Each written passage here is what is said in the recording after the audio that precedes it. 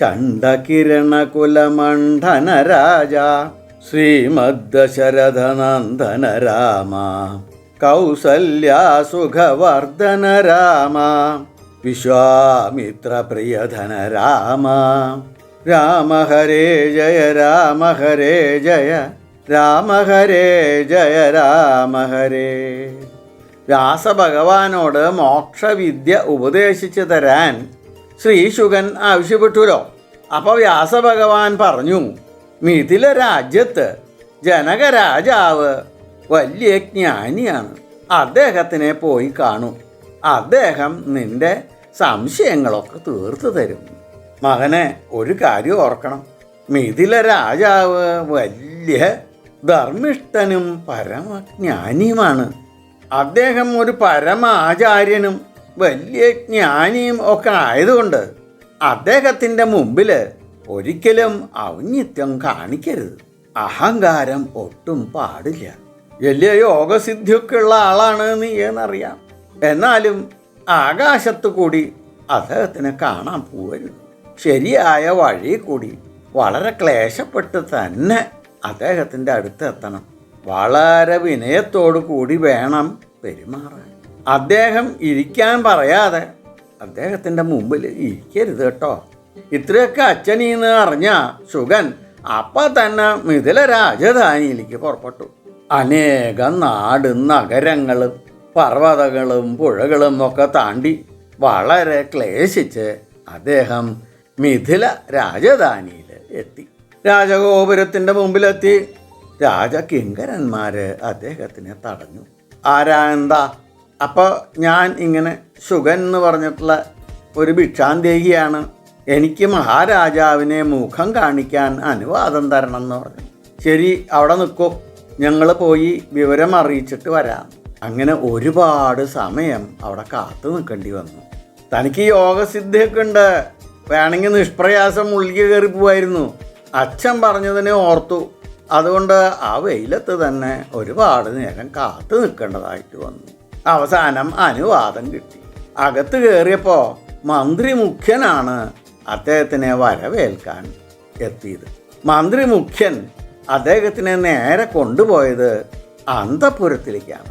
അന്തഃപുരത്തിലാണെങ്കിലോ മതാലസകളായ തോഴിമാര്, വിശിഷ്ടങ്ങളായ ഭക്ഷണങ്ങൾ ഒക്കെ ഇദ്ദേഹത്തിന് വേണ്ടി ഒരുക്കി വച്ചിരിക്കുന്നു.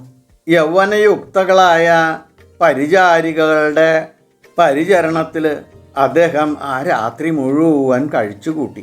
പ്രലോഭനപരമായ പല പല സംഭവങ്ങളും അവിടെ ഉണ്ടായിരുന്നുണ്ടെങ്കിലും അതൊക്കെ കണ്ട ശുഗൻ്റെ ഭാവത്തിനോ നിഷ്ഠയ്ക്കോ ആശയത്തിനോ അഭിപ്രായത്തിനോ യാതൊരു മാറ്റവും ഉണ്ടായില്ല. ഇതൊന്നും തന്നെ ബാധിക്കുന്ന കാര്യങ്ങളല്ല എന്നുള്ള നിസ്സംഗ പരിത്യാഗിയുടെ ആ മനോഭാവമായിരുന്നു ശ്രീശുക മഹർഷിക്ക്. പിറ്റേ ദിവസം കാലത്തായി മഹാരാജാവ് വലിയ പരിവാരങ്ങളോടുകൂടി വന്ന് അദ്ദേഹത്തിനെ രാജ്യസഭയിലേക്ക് കൂട്ടിക്കൊണ്ടുപോയി. മഹാരാജാവും ശുഗനും കയറി വരണ കണ്ടപ്പോൾ സഭാവാസികൾ ഒന്നടങ്കം എഴുന്നേറ്റ് നിന്ന് ആദരിച്ചു. ആ സഭയിൽ അനേകം പണ്ഡിതരായ ബ്രാഹ്മണരും ജ്ഞാനികളും തപസ്സികളും നിറഞ്ഞതായിരുന്നു ആ സദസ്സ്. ആ സദസ്സിലേക്കാണ് ജനകരാജാവ് ശുഗനെ കൂട്ടിക്കൊണ്ടുപോയത്. എല്ലാ സഭാവാസികളും ഭക്തിപുരസരം മഹാരാജാവിനെയും ശുഗനെയും വന്ദിക്കുകയുണ്ടായി. മഹാരാജാവ് ആദ്യം തന്നെ ശുഗനെ, വ്യാസപുത്രനെ, ഒരു മാന്യമായ സ്ഥലത്ത് ഉത്തമ സിംഹാസനത്തിലാണ് ഇരുത്തിയത്. അർഘ്യപാദ്യങ്ങളൊക്കെ കൊടുത്ത് പരിചരിക്കുകയും ചെയ്തു. എല്ലാവരും ഇരുന്നു. എന്നാൽ മഹാരാജാവ് ശുഗൻ്റെ മുമ്പിൽ നിലത്താണ് ഇരുന്നത്. മഹാരാജാവ് സംഭാഷണം ആരംഭിച്ചു. ഋഷേ, അങ്ങ് എന്തുദ്ദേശത്തിലാണ് ഇവിടം വരെ വന്നത് എന്ന് ഉണർത്തിക്കണേ. ഇത് കേട്ട ശുഗൻ മറുപടി പറയാൻ തുടങ്ങി.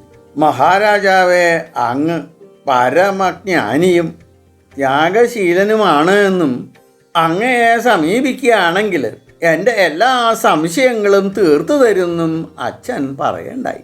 അതനുസരിച്ചിട്ടാണ് ഞാൻ ഇങ്ങോട്ട് വന്നത്. ഇവിടെ എത്തിയപ്പോഴാണ് മനസ്സിലാവണത് അച്ഛൻ പറഞ്ഞതൊന്നുമല്ല, അതിനേക്കാൾ എത്രയോ ഉപരിയാണ് അങ്ങ് എന്ന് മനസ്സിലായത്. അങ്ങ് ഒരു മഹാത്മാവ് തന്നെയാണ് എന്ന് ബോധ്യപ്പെട്ടിരിക്കുന്നു. അങ്ങയിൽ നിന്ന് ജ്ഞാനം ഗ്രഹിക്കാനാണ് ഞാൻ ഇവിടെ വന്നിരിക്കുന്നത്. എന്താണ് ബ്രാഹ്മണന്റെ ധർമ്മം? എന്താണ് ശരിയായ മോക്ഷോപായം? എങ്ങനെ മുക്തനാവാൻ കഴിയും? ഇതൊക്കെ അങ്ങയുടെ മുഖത്തുനിന്നും കേട്ട് പഠിക്കാൻ വേണ്ടിയിട്ടാണ് ഞാൻ വന്നിരിക്കണത് എന്ന് പറഞ്ഞു. ആചാര്യപുത്ര, അങ്ങക്ക് അറിയാത്തതായിട്ട് ഒന്നും തന്നെ ഇല്ല എന്ന് എനിക്കും ഈ സഭയിലിരിക്കുന്ന പണ്ഡിതന്മാർക്കും നല്ലതുപോലെ അറിയാം. എങ്കിലും അങ്ങ് ചോദിച്ചതിന് ഒരു മറുപടി പറയണല്ലോ, അതുകൊണ്ട് പറയാം. ഉപനയനവും ബ്രഹ്മചര്യ ദീക്ഷയും വേദശാസ്ത്രങ്ങൾ പഠിക്കലും പിന്നീട് സമാവർത്തനവും വിവാഹം കഴിച്ച ഗൃഹസ്ഥനാവലും ഗൃഹസ്ഥനായി ഗ്രഹധർമ്മങ്ങളെ ആചരിക്കലും പുത്രനൊരു പുത്രനും കൂടി ഉണ്ടാകുമ്പോൾ ഗ്രഹം വിട്ടിറങ്ങി വാനപ്രസ്ഥത്തെ സ്വീകരിച്ച് തപസ് ചെയ്യലും അവസാനം അതിനെയും ഉപേക്ഷിച്ച് സന്യസിച്ച് ബ്രഹ്മനിഷ്ഠനായി പരിവ്രാജനം ചെയ്ത് മുക്തനായി കൈവല്യത്തെ പ്രാപിക്കലാണ് ബ്രാഹ്മണധർമ്മങ്ങൾ. എന്നാ ഒന്ന് പറയട്ടെ, അങ്ങേപ്പോലെ വൈരാഗ്യം വളർന്ന ഒരാൾക്ക് ഈ വക ആശ്രമങ്ങളോ അവയുടെ ധർമ്മങ്ങളോ ഒന്നും പാലിക്കേണ്ട ആവശ്യമില്ല.